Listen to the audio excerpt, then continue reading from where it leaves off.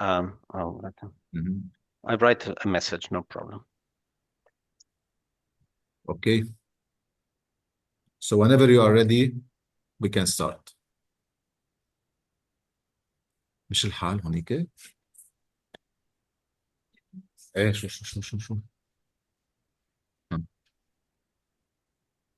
ايه.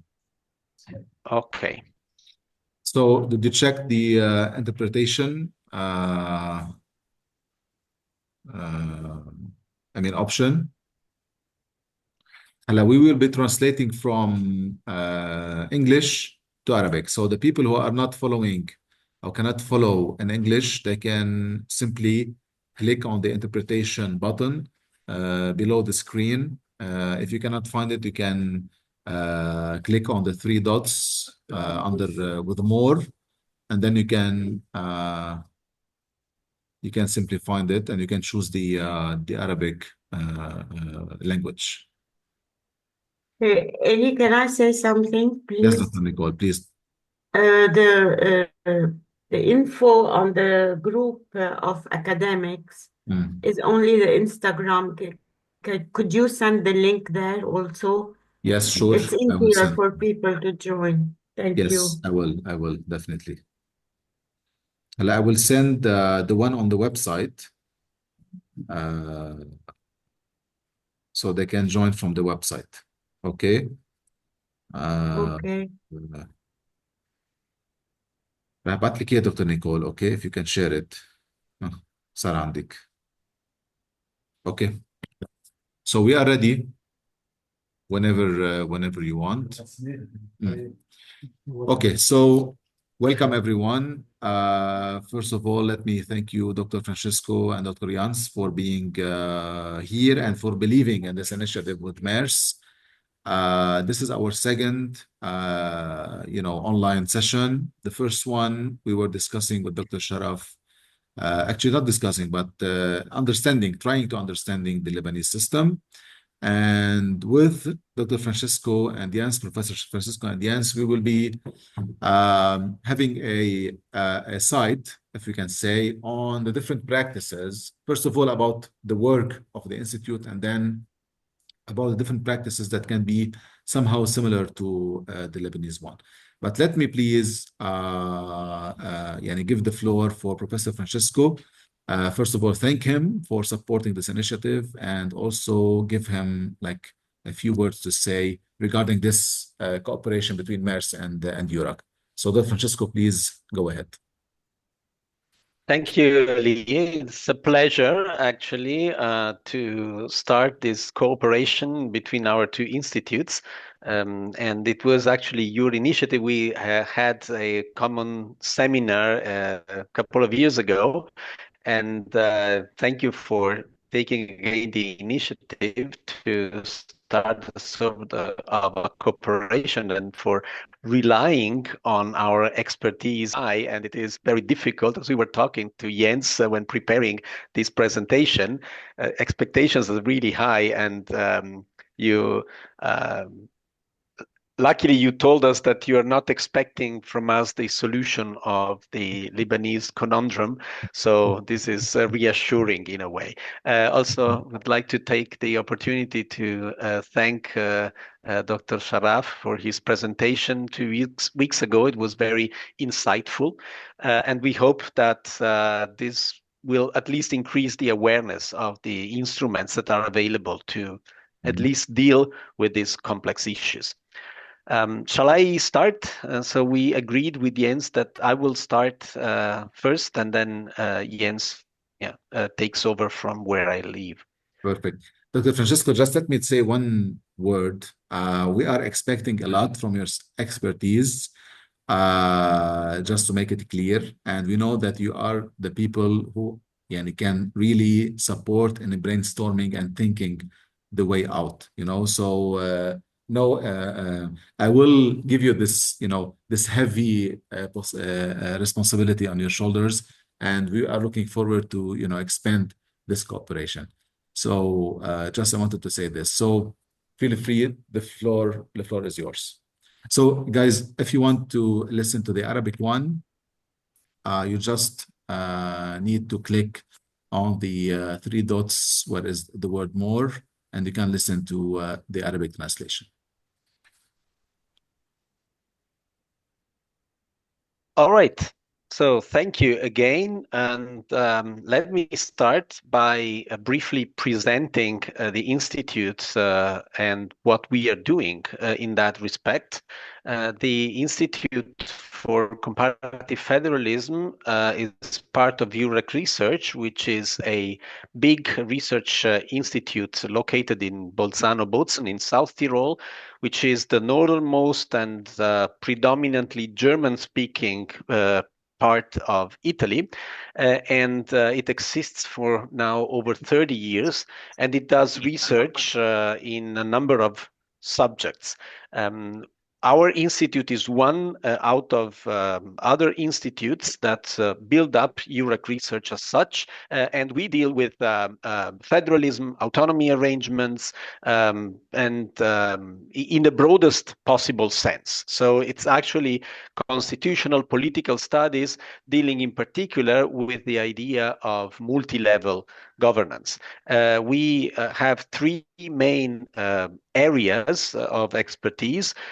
One is what we are going to talk about today. So the quality of democracy in general and conflict management, especially through territorial arrangements. Then we look at the capacity of institutions in terms of participation, for example, democratic experimentations and new ways of approaching the institutional capacity. And then we look at specific public policies like the environment or education or cross-border cooperation, financial regimes, etc. And we work on three different levels. So one is the pure research. One is implementing projects from donors, especially the European Union.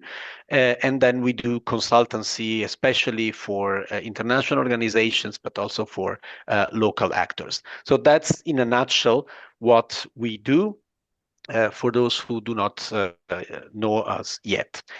Now, let me start into the subject. The main idea I want to present to you is that federalism and national...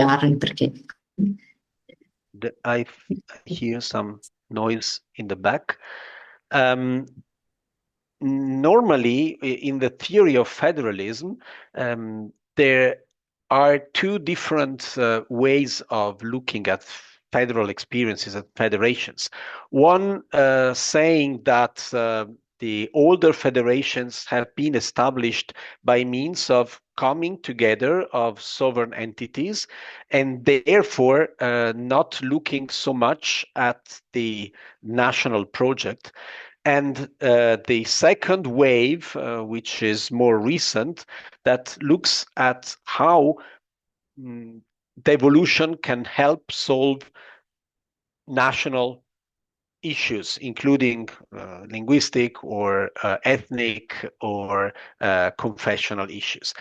I want to challenge this approach. I believe actually that federalism has always been linked with state building, and even the oldest federations that we know were very much linked with the project of establishing a national identity. Just they were doing that in a different time, and when the issue was not that much the accommodation of the diversities, but the establishment of a new unity.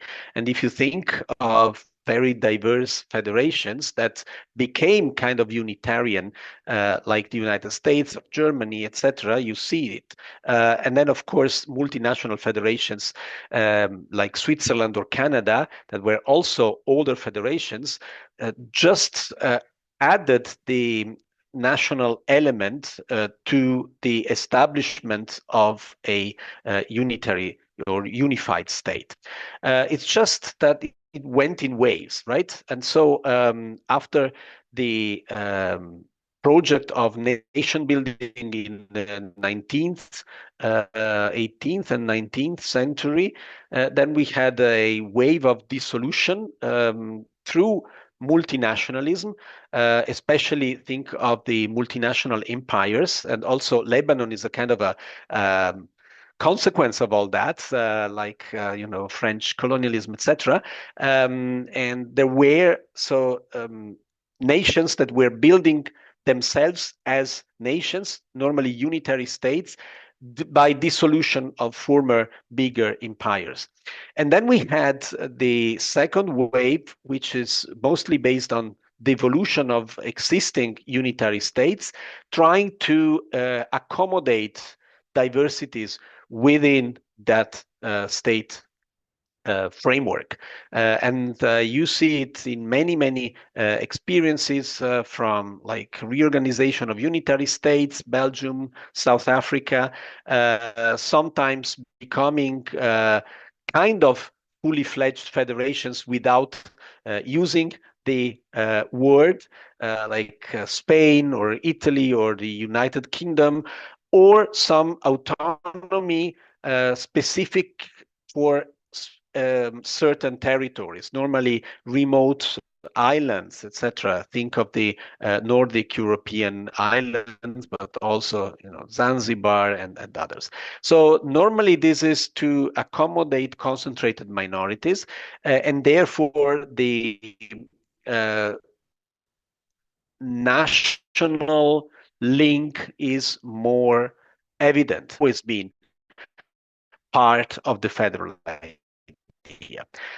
What is happening now? We see a proliferation of ethnocultural or sectarian conflicts, the rise of secessionist claims, and that federalism is mostly used in recent times, especially in the post-1989 constitutional wave, to hold together, to avoid the fragmentation of states, sometimes succeeding in that, sometimes not succeeding in that.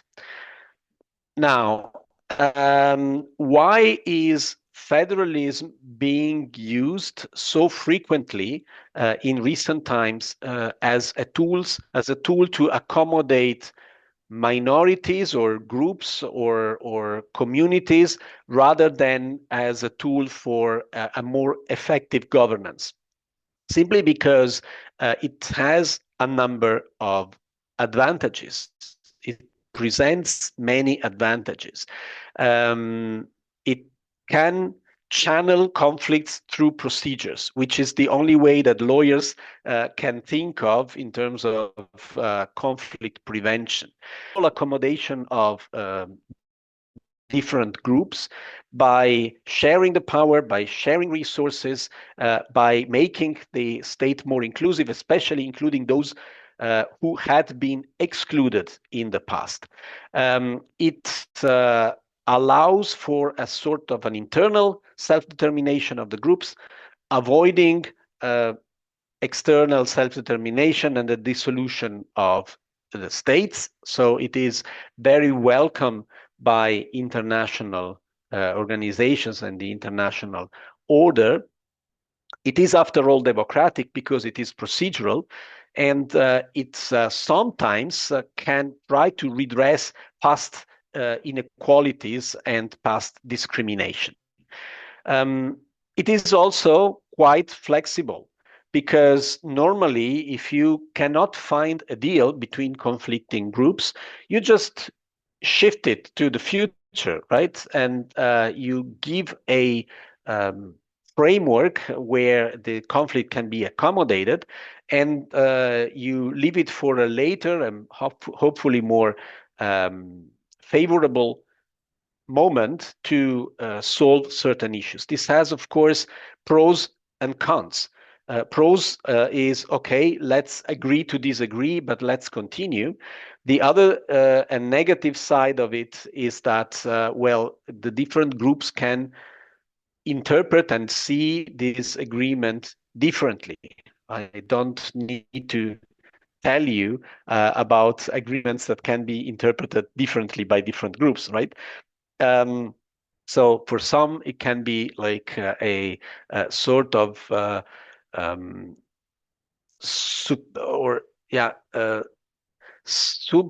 how can I say, as a sort of proxy maybe, or a sort of a replica. Yeah, I can't find a word for that. A sort of a substitute for independence, and think of independence for later. And for maybe the dominant group, it can be a sort of a accommodating a group that is conflictual and hope for a better moment to suppress this group again. But still, it is a framework, right?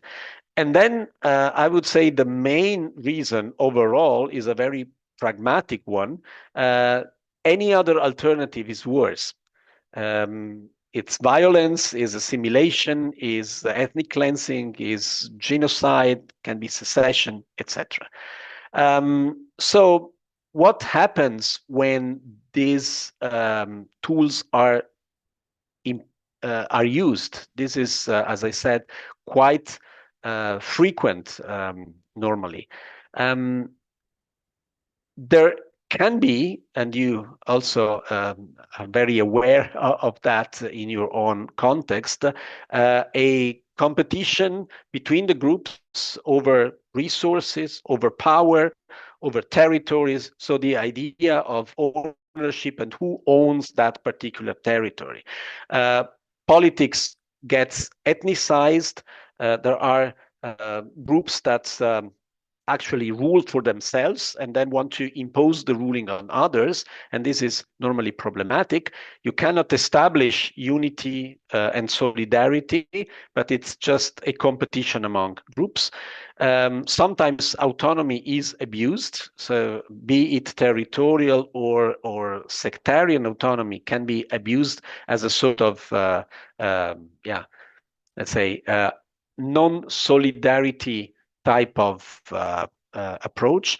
And then overall, it is a race to the top in order to ask for more and for more and for more, thereby state overall.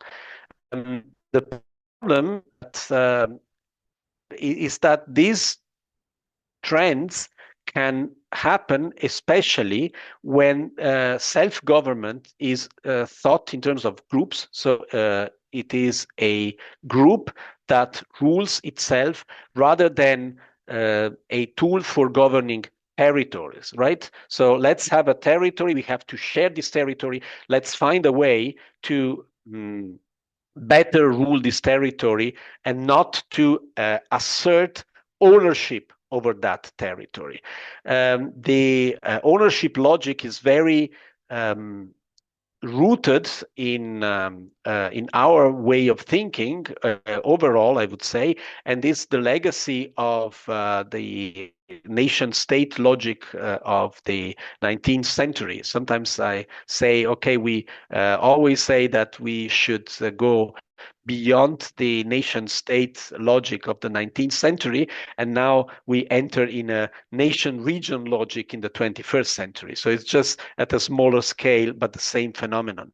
If federalism is only used as a tool to divide the power, but not as a tool also for a better governance of the territory for the benefit of all groups, then it gets problematic. This is what I wanted to share as a general reflection. There are no alternatives. Federalism is by far the most important instrument, but its use must be properly understood. It has to be in a way inclusive. Alicia, I hear you. And it should balance the ownership logic with other elements like the participatory decision making, the not only power sharing, as you know it from, for example, from the Lebanese experience, but also sharing powers, right? Which is a completely different thing. Not asserting this is my power and I have to compete with you on the use of my power, but having a common power that it needs to share. And then, of course, many procedures and institutions for intergovernmental relations and the presence of independent umpires, courts, for example, and other instruments for settling conflicts. I would stop here and pass the floor to Jens, who I guess will start from here and look more into specific experiences. Right, Jens?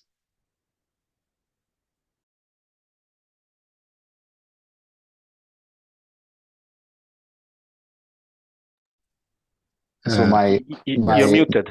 Yeah, my microphone. Now you can hear me probably, right? Yes. Okay, sorry. It was muted. So it's always great to talk after Francesco because he's giving so much food for thought. Sorry.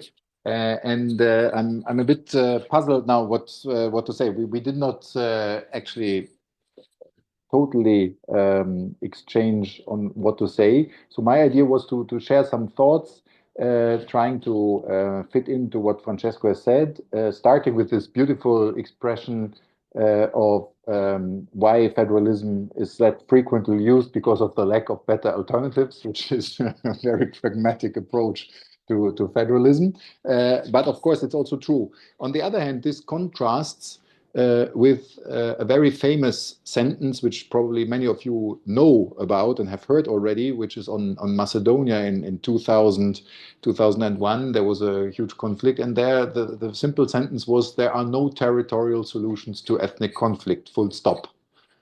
And then we also know that in Macedonia, there has been a major territorial reform, but it was not a federalism reform. So Macedonia is not a federal system. It does not have regional autonomy, but it has a very extended and elaborated autonomy at local government level in order to permit the Albanian minority group, which is roughly 20% in the country, but also concentrated in some parts of the country in the southwest, if I'm not mistaken, that it permits this group also to exercise specific minority rights, but also that bilingualism, Slavic Macedonian and Albanian, is now more common throughout the country than it used to be before. But this had to pass through a territorial rearrangement, which already contradicts with the famous sentence that there are no territorial solutions to ethnic conflicts. Of course, the idea was there must not be autonomy or federalism in order. And this, I wanted to start from there, and then I will come to what Francesco said, because in a way it reflects our state bias. In a way, so Macedonia itself is a state and it's controlled by the majority population, but there might not be something else on the level lower. If not the less dangerous, for the sake of the unity of the state, of course, the less dangerous the variety of local autonomy. And this brings me to the question that we are talking here about.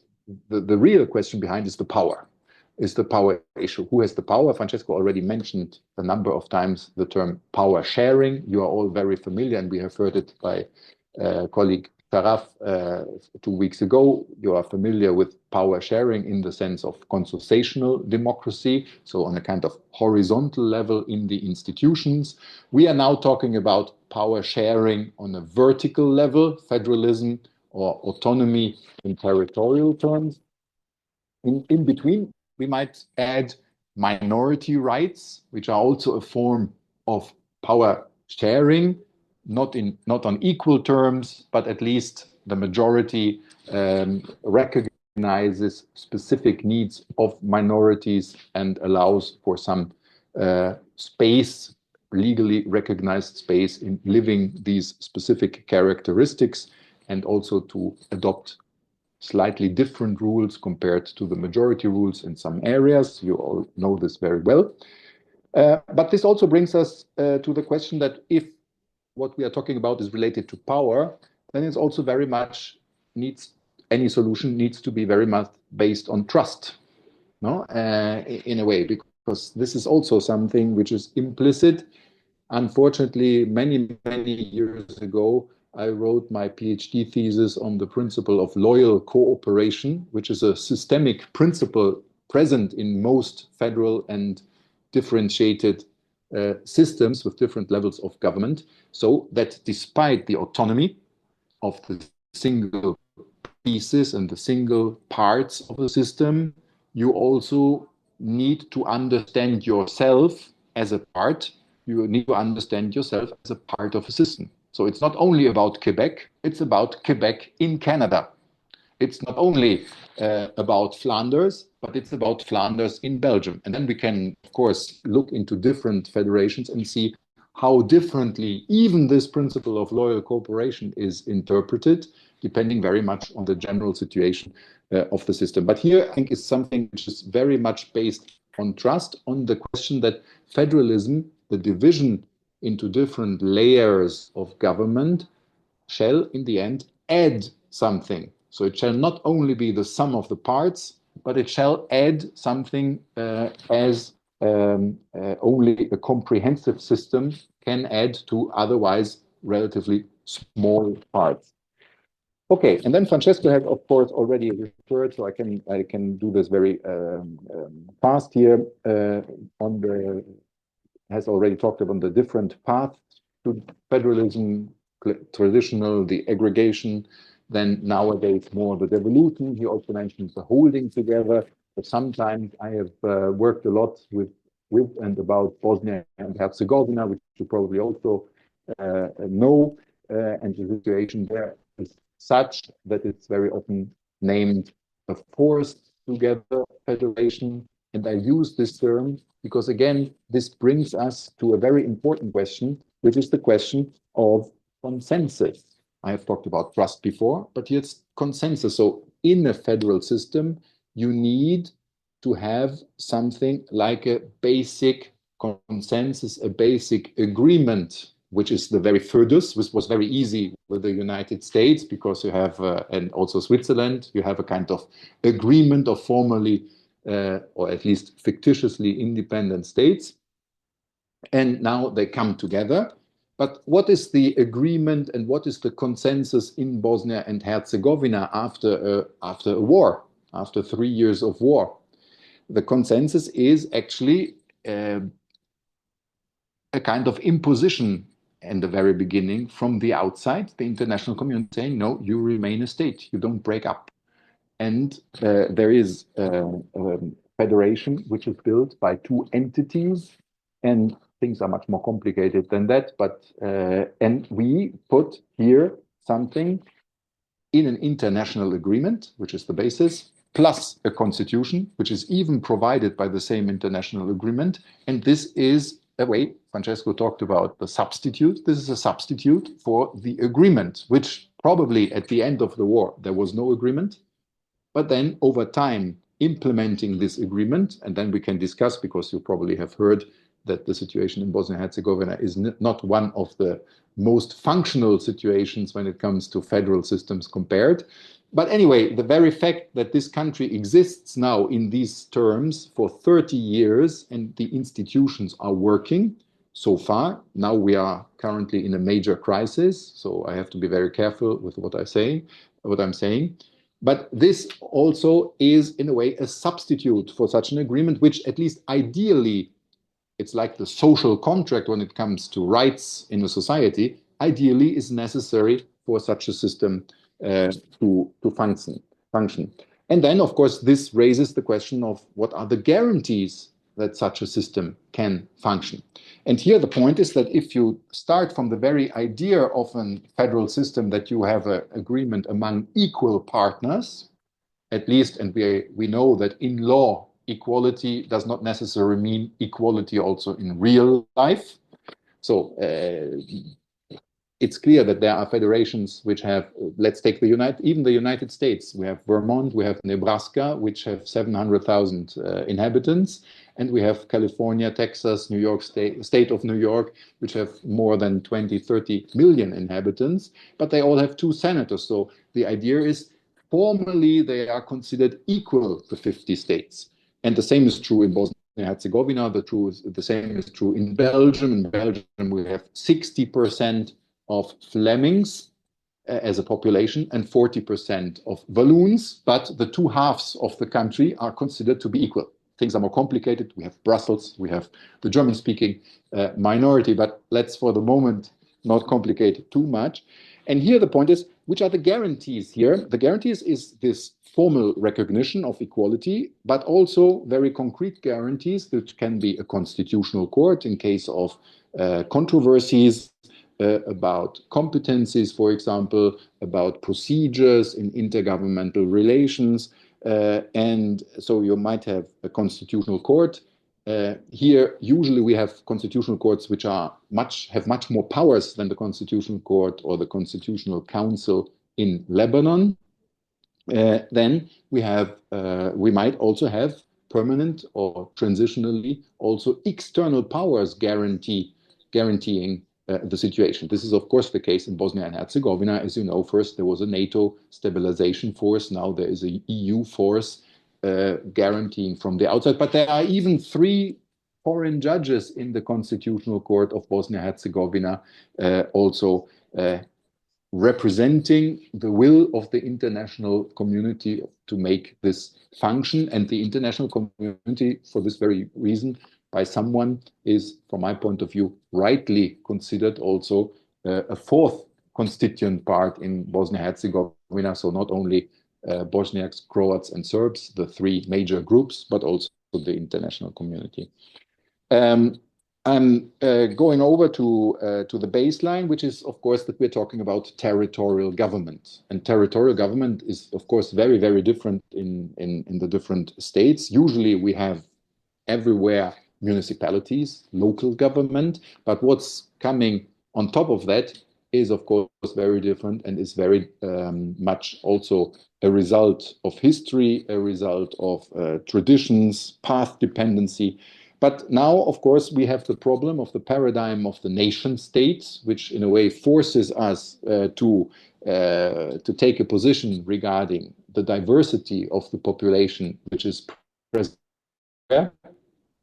in trees, because the fact, or the idea, not the fact, contrary, the idea that a state has a uniform and homogeneous population is theory, doesn't exist anywhere, and it now depends very much on the historical approach, how strongly you emphasize and how strongly it is emphasized in the Constitution, and with which consequences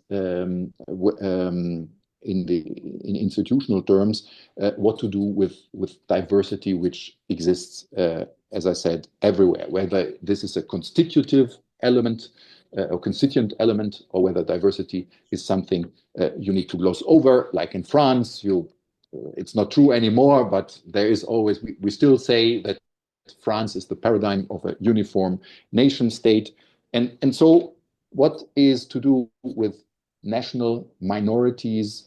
There is the idea that national minorities, in particular through instruments like federalism or territorial autonomy, will be transformed into regional majorities. But in the end, Francesco has already made a comment on this. In the end, this is nothing else than using the nation-state paradigm on a different level. So not comprehensively for the state, but for a part of the state, for a region.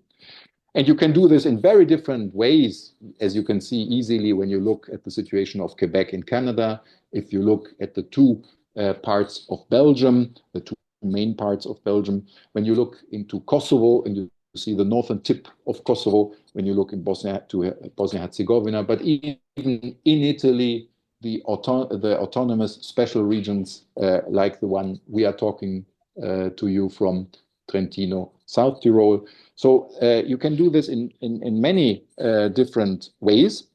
What's important, I think, is that you distinguish the application of specific rights, which are usually called minority rights, and which at the regional, at the local level, might become even rights which are used by the majority, because you might have a regional majority, that you look at these rights. On one hand, these are group-related rights, but you don't forget that we're talking about territorial government. And territorial government is a different dimension, because territorial government necessarily caters to whole population of that area.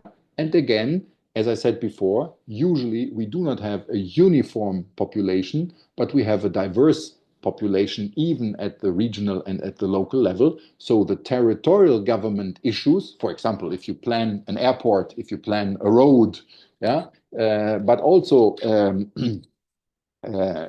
waste disposal and these issues, they usually are not typical expressions of a minority identity, but are expression of an efficient government, which is catering to the whole population settling on or residing on this area. And so you need to try to reconcile, in a way, you need to do this in the same way as you would do this at the central level. You need to reconcile, even at the regional level, even within a subnational entity, minority rights, group-related rights, and rights regarding rights and services regarding the general population. There's very many other things are to say. That we have the specific situation, of course, also of minorities within minorities. We have the situation of false minorities within minorities, because you can have the members of the national majority, English-speaking Canadians who live in Montreal. And so in Montreal, where the majority is French-speaking Quebecois, these people are a minority de facto. But they are not probably, and at least in Quebec, they are not considered a minority. On the contrary, because they are the national majority. But minorities in Quebec would be the indigenous peoples in Quebec, who are not a majority neither at national level nor in the province of Quebec. So you see, things are very complicated and very much also related to the specific situation, which you need to take into account. I'd like to come back, and there are, of course, also various approaches, if I try to point out briefly, to accommodate the needs and the rights of these groups at the different level. I'm coming back to the, for me, central questions, which are power and power sharing and trust. Trust, consensus, and guarantees. I think these are the important issues. And this raises another issue, which I'd like to hear your comments also from the Lebanese situation, which is the question of underlying common values, which I think are very important for building up a sustainable system. Values, but this might be considered a bit constitutional lawyers talk. We can also add a very concrete dimension, and Francesco has also related to that, services, efficient government. So also in Europe, we very often refer to the output legitimacy in political science. So this is not legitimacy by election, but it's legitimacy because the system is efficient. The system provides services which are satisfactory for the citizens. And this can also create acceptance. And I think this is also very important, because you need an answer to the question, why do we stay together in such a system? And this can be, of course, created by such an efficient government. If there's not such an answer, then very often you have only the illusion of stability. You might have a kind of frozen compromise as the result. And this, again, is the question of power, is the question that probably some people are more interested in maintaining a status quo rather than providing an efficient government.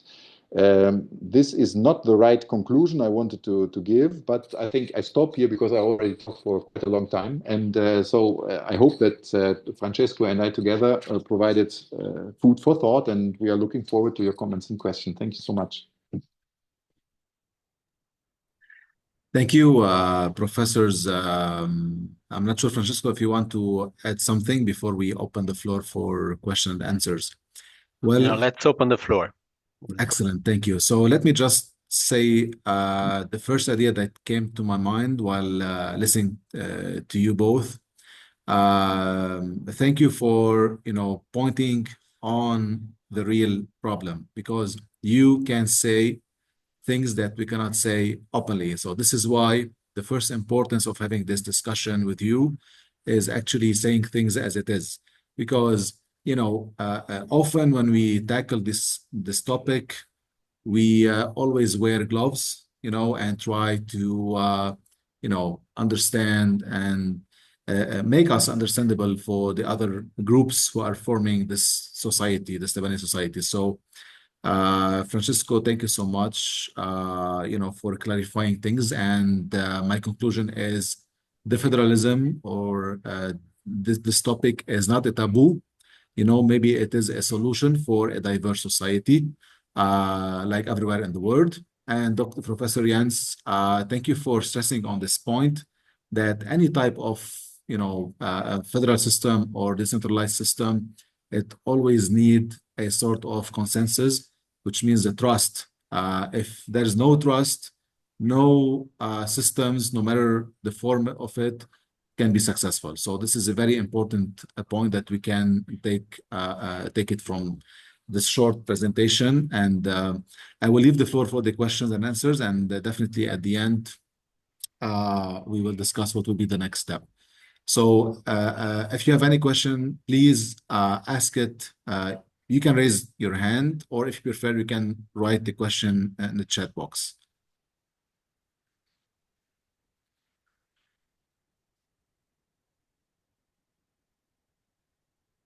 Professor Nicole. Well, good evening, everyone. I'm known for not wearing any gloves to talk about my country. I wanted to comment on really the first slide of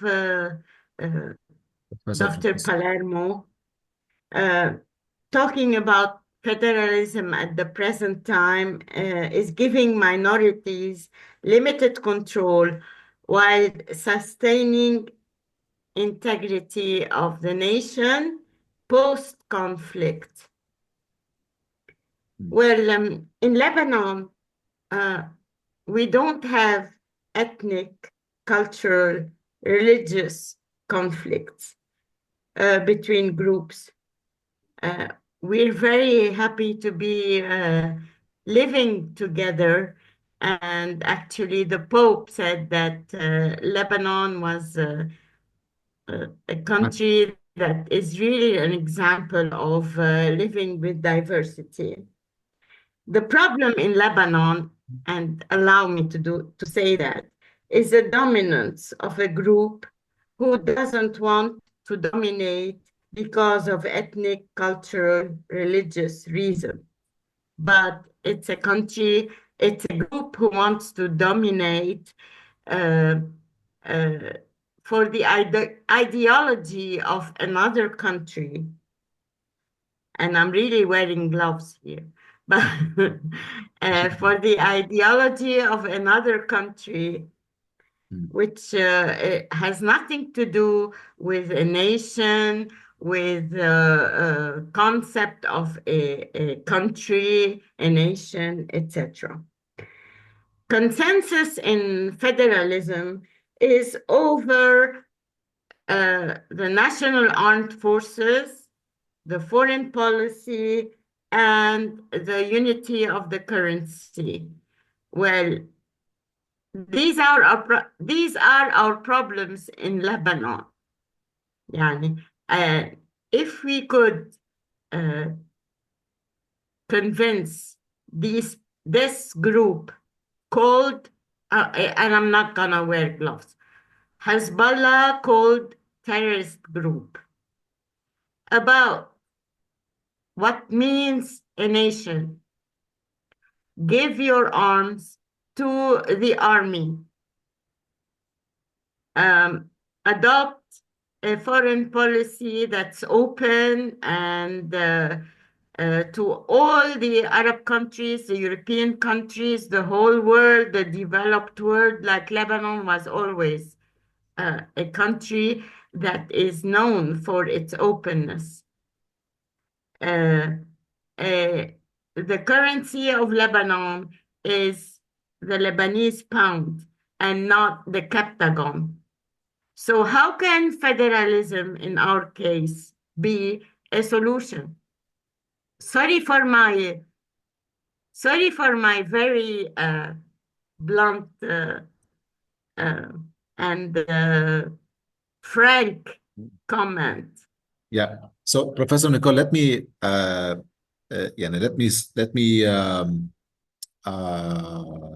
to say something to understand more your question. You mean, let's say, if there is a group in Lebanon, a community that is dominating a certain religious community, which is the Shia in our question, how can we live together in a sort of a system when this group doesn't want to have any consensus regarding the national currency and the unity of, arms and security over the borders and even foreign policy? This is the question? No, I disagree. It's not the Shia. It is Hezbollah. Hezbollah. It's like not controlling all the Shia, but he's like, No, we've always lived with the Shia and the Sunni and the Christians. We've always lived together in Lebanon. In Lebanon, it's not about religion. And therefore, this is why I'm asking, if it is about the dominance or the dominance of another country,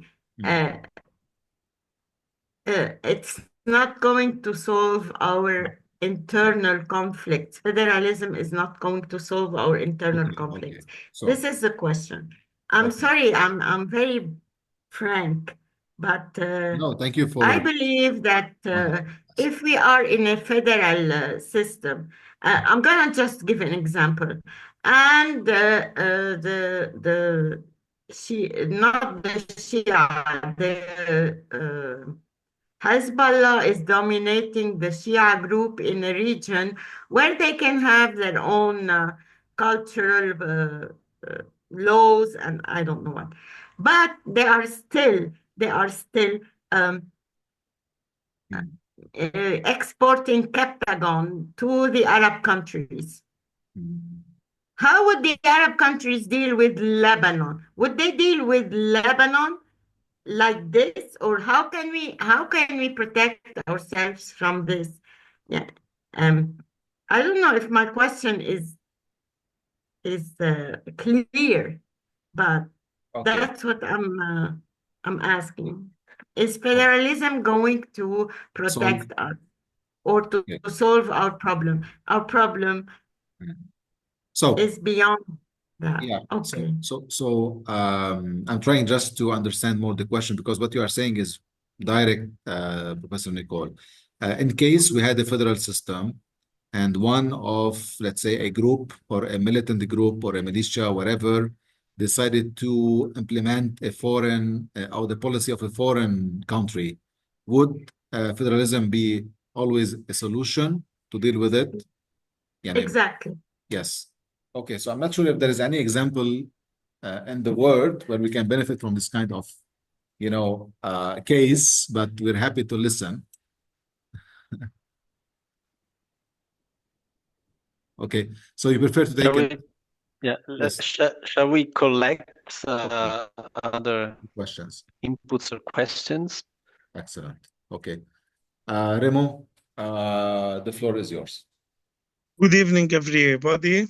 Thank you, Dr. Francisco and Yanis, for this rich introduction about federalism. Well, my question is about, I think the Lebanese issue, we have another problem about not just minorities.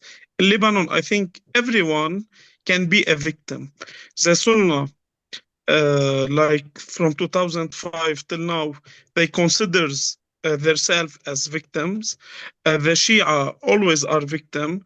And as Christians, I think we are always afraid from both because we all have relations and links, not just locally, but even regionally and internationally. So how can federalism act or step up with the issue of being a victim in a country, not just minorities? Because it's not just about numbers of population, Shia or Sunni or Christian. It's about a mentality, and I don't know if it's about psychologically we have it. Thank you. Okay, thank you, Remo. I think these are the questions mainly. Easy ones, right? I hope. Yeah. I'm sorry, I have one question, but I couldn't find the icon to click. I have a bug on my phone. It's okay, Raya. It's okay. Please Okay. go ahead. I want to ask you a question. If federalism could create more division in an already divided society, could it create more sectarian isolation? Can we become very insular and forget about our national identity? And how to prevent post-federalism conflicts? Thank you. Okay. I think we have one more question from Dr. Sharaf. Thank you, Raya.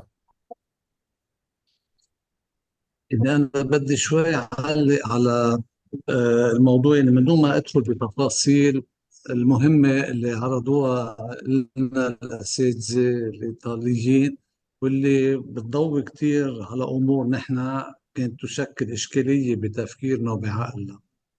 وبعتقد الواقع اللبناني ممكن يكون يشكل موضوع بحث مهم بيننا وبين الزملاء الإيطاليين، وخاصة إنه اللي بدي أحاول أختصر الموضوع إنه نحن بلبنان مجتمع تعددي، ولكن والمجتمع التعددي عادة الحل المتوافق عليه اليوم هو إنه يكون في ديمقراطية توافقية اللي ممكن تاخذ شكل فيدرالي أو شكل طائفية سياسية مثل ما هو الواقع بلبنان، أو شكل حكم ذاتي لمجموعات إلى آخره. هاي المشكلة يمكن ضروري نحن فينا نعالجها ونفوت بأبحاث فيها، إنه لبنان الحل تبعه إنه نوصل أو نبني ديمقراطية توافقية، ولكن الواقع اللبناني أو الشروط العملانية لنجاح الديمقراطية التوافقية غير متوافرة في لبنان. هون نحن عندنا إشكالية عند السياسيين بلبنان، إنه لما بيحكوا إنه ديمقراطية توافقية شيء فاشل أو مركزية متشددة، وهذا الخطأ المميت اللي نحن عم يوصلنا لمهالك. لأن المشكلة مش إنه التوافقية ديمقراطية توافقية بلبنان ما بتمشي، المشكلة إنه نحن القيادات والنخب الثقافية عنا منا مدركة إنه ما بيكفي نحط نص دستوري لديمقراطية توافقية، بل المطلوب أكثر لنجاح النص الدستوري إنه نوجد له الشروط العملانية. نحن مشكلتنا بلبنان، أنت ما تعطي مثل أو مثلين بسيطين بالتوافقية، يعني أحد الأمور الأساسية إنه يكون في حد أدنى من مساحة ثقافية مشتركة تتقاسمها الجماعات، وأساسها هيدي هالثقافة المشتركة القبول بالآخر متساوي ومتميز. بينما نحن بلبنان عندنا جماعات راحت نحو توتاليتارية إيديولوجية دينية، فينا نحكي بمساواة وتمايز بهالإطار. والأكثر من هيك بعملية القرار على مستوى الدولة، السلطة المركزية بالدولة ما لازم بعلاقات الجماعات موازين القوى تلعب الدور الأساسي أو تأثر على نوعية القرار واتخاذ القرار. هذا شيء عندنا كمان مش موجود بوجود قوى مسلحة عم تفرض رأيها وإيديولوجيتها بلبنان. يعني هون بعتقد بالمركز الإيطالي انه نبحث منهجيا العلاقه بين الصيغه الدستوريه للتوافقيه واللي الفيدراليه تشكل نموذج من نماذجها. العلاقه اذا بين الصيغه الدستوريه والوقائع العملانيه على الارض اللي تناقضها، ونفكر بموضوع هل الحل يكون انه نتخلى عن الديمقراطيه التوافقيه او نبحث عملانيا بشكل مكثف كيف بدنا نأمن شروط نجاحها مش بس دستوريا ولكن عملانيا. بشكركم.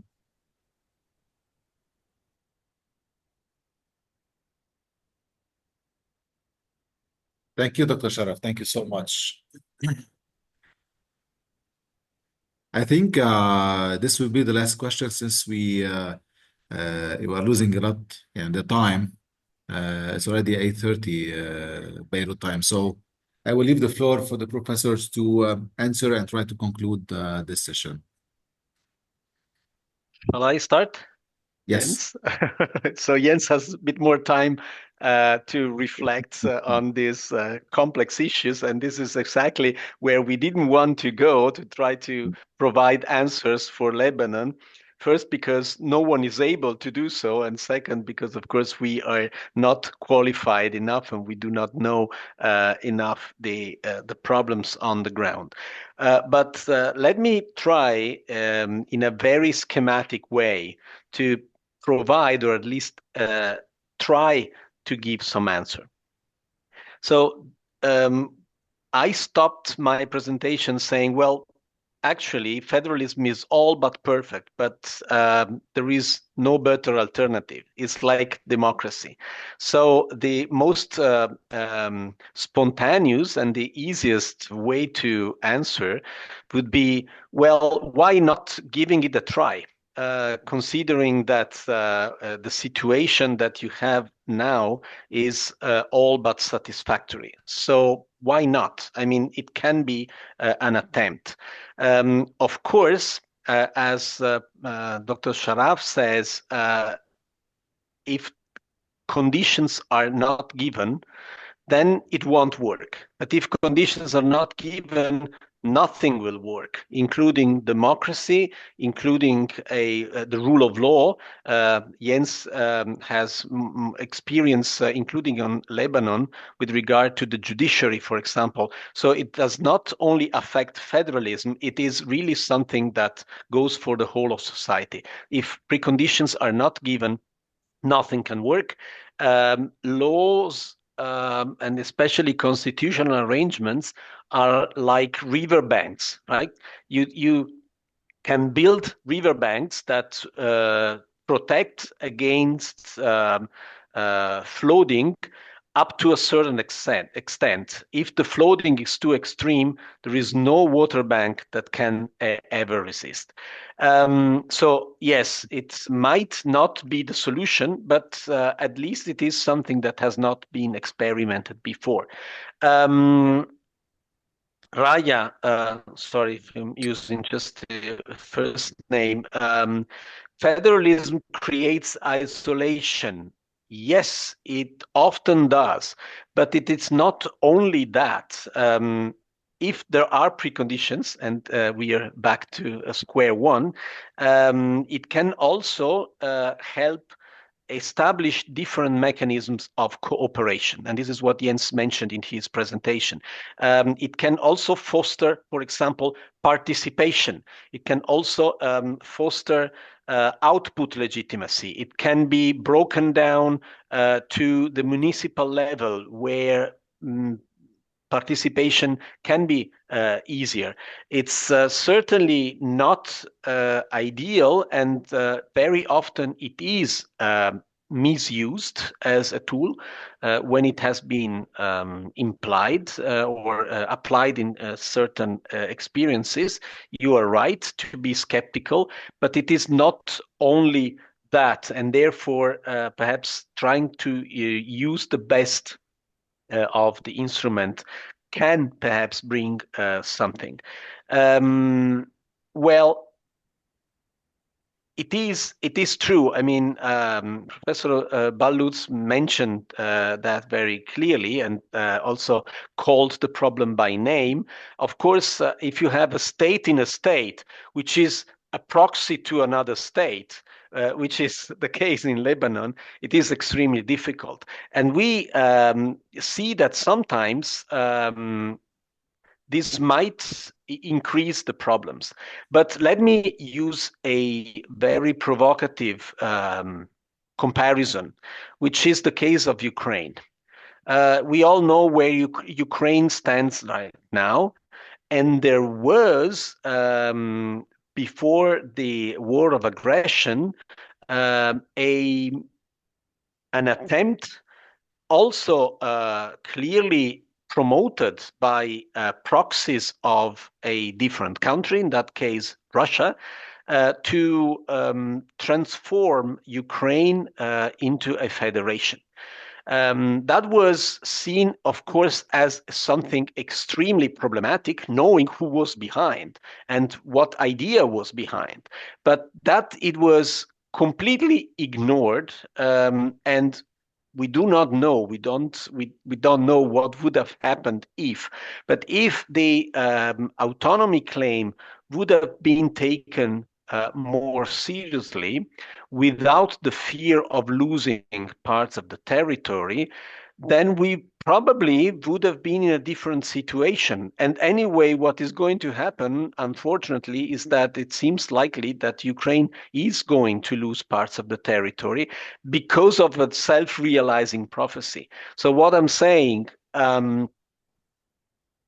give it a chance to a federal arrangement, of course, not based on sectarian approaches or on dividing the power on existential issues such as army or foreign policy or the currency, right? I'm sure it is extremely difficult in the current situation, but why not? And finally, the issue of victimization. This is very typical of various groups because everyone feels as a victim and has also good reasons for feeling as victims. But it's also true that in ethno-national conflict studies, psychologists say that to forget about a past injustice, you normally need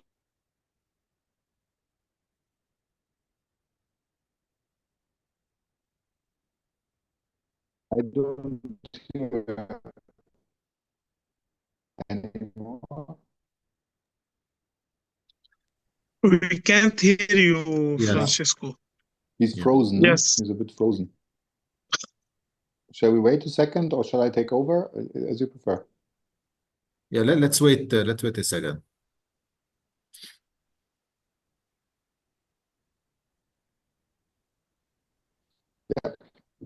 I think the problem. He will be very angry afterwards. No, now he's He's back. and it stopped. Yeah, It here it is. stopped when I had to stop. So actually, it's good. I don't know whether you heard up until the end, but I was really about No, to you finish. stop at the point of the victims, being victim. Yeah, that's victims always have their good reasons, but at some point, a society needs to have the courage to look forward and not backwards. Because if you look backwards, everyone has good reasons and grievances and things that have been issues of past discrimination. And so at some point, if you start a positive process of looking forward and perhaps allowing people to participate, to make a difference, to be engaged, then probably you can also forget a bit more about the victimization of the past. You need 7 generations to go completely over that. I'm not saying it's anything of what I'm saying is easy. Probably it is close to impossible, but I would at least try to give it positive. Thank you, Professor. Okay, then also let me continue with the positive approach. I would say, and this is not a slogan, as Francesco had said. I was involved with regard to the judiciary in Lebanon, and I have a slight idea also of the country. I've been to Lebanon, and I think the most important issue is that there shall be Lebanese solutions for Lebanese problems. And this is not a slogan. This is very important. It's not that we, the two of us, can tell you what to do for Lebanon. You know much better than we do. I had the impression, for example, that there is the chance, and this is a bit to Raya's question, but also to Nicole's question or comment, that there is a very strong common Arab-based linguistic and cultural identity in Lebanon, a kind of overarching identity, despite differences and so on. So this was my feeling when I had a lot of, and also what was said. I think also the openness is part of the Lebanese identity, mentality, and so on. And so I think I would advise you, I would advise you to build on that. To look for common features and to say this is a common identity, and then to see what are the differences, and you know, of course, what are these differences. And now the question is, how much autonomy can there be for accommodating these differences? And what are the guarantees which are necessary for holding the whole system together? And I think this is the history of Lebanon, but this is also the history of many other countries, to find the right balances between among these two. And if we have talked about democracy and rule of law, if you look into many federal systems which work, democracy and the rule of law work, we will see what will happen. Now I'm a bit, what do you say, cattivo, Francesco? I'm a bit mean. I didn't want to say mean. This came also to my mind. Let's see what will happen in the United States now. Because the rule of law is definitely undermined, and the same will probably also happen with the US. And then we will see what will happen with the federal system in the United States, how strong, how much constraints they can bear. And to take up the Nicole's example, what would happen if California's National Guard would not be in line with federal command authority of the President of the United States? For us, this seems totally absurd as a possibility.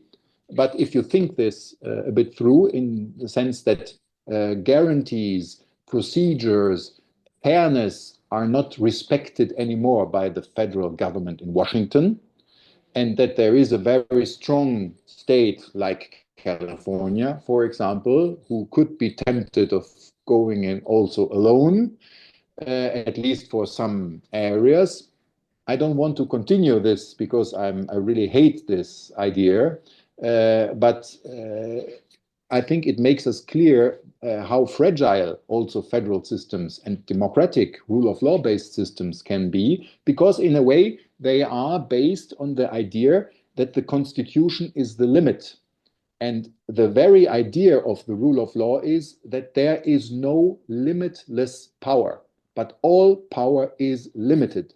And so the very essence of a federal agreement but not only of federal agreement, but also of a federal agreement, is that you accept to partner with others, limiting your own power.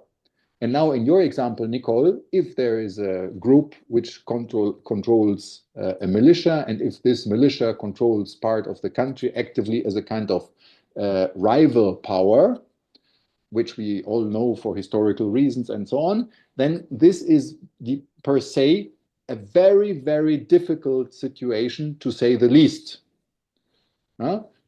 It might be possible that you say this militia is only doing things which in other parts of the country would do the armed forces, and so it's a kind of power sharing here, and there's coordination, and if this were the case, then the situation is already different, but probably this is not the case. And you see other countries like Bosnia-Herzegovina, where you have a strong influence from both Serbia and Croatia as neighbors. You see the fact that it's not possible to establish or to re-establish a federal or confederal system in the small island of Cyprus, because there is a very uncomfortable neighbor and the other part is very nationalist. So it is very difficult to find a consensus for an agreement. We are always here, consensus, agreement.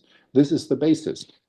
And how can you guarantee this? And to Raya, with a post-federal conflict, of course, this is the problem for the day after tomorrow, not for tomorrow, if we look for a federal solution.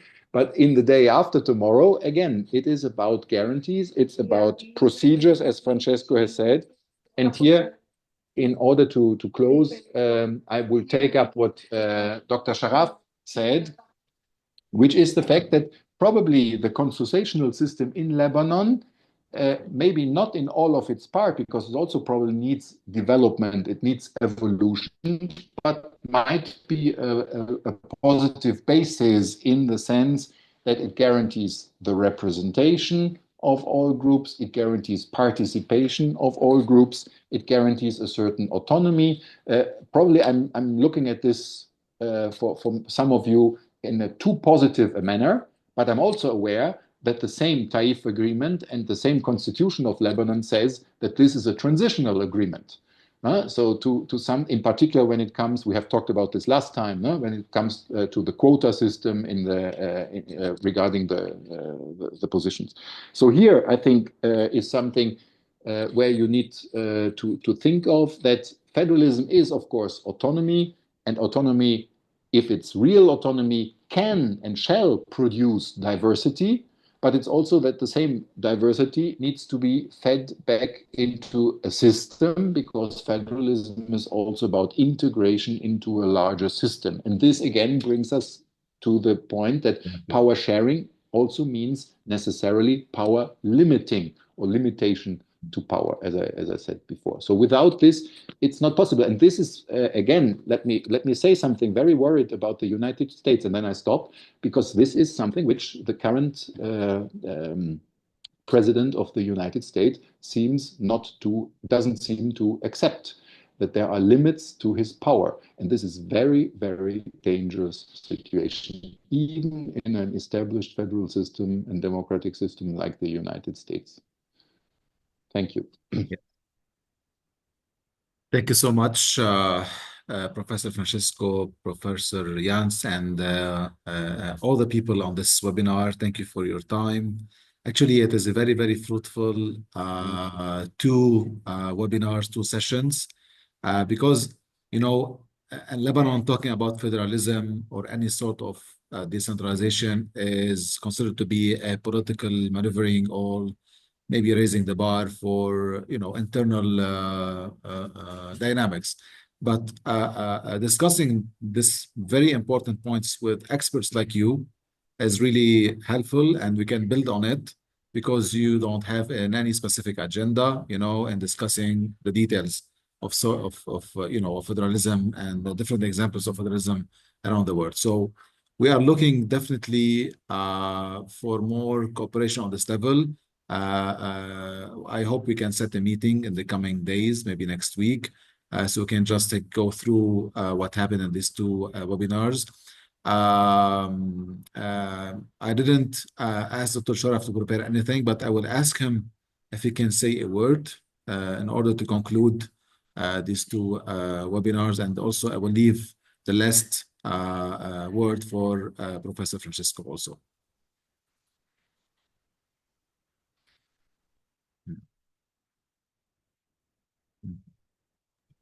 Sorry, Dr. Sharp. يعني أنا بعتقد مثل ما قال الدكتور إيلي كانت يعني هالجلستين غنية كثير بالمعطيات وبالمبادئ والأسس العلمية اللي لازم ينبنى عليها أي حل بأي دولة لمجتمع متعدد. وبعتقد هذا بيفتح لنا باب، وهون بتصور أنا عندي قناعة إنه نحن بلبنان بحاجة كتير